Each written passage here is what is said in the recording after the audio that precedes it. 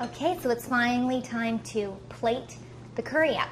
So we're going to start with that brown rice that we made earlier. I'm just going to put it in a bowl, actually. Usually I would do platters. I don't know, platters are fun for a party.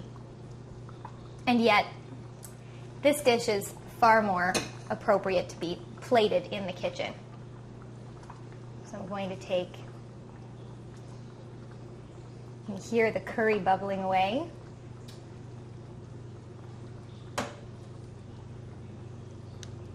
Spoon that sauce right on top.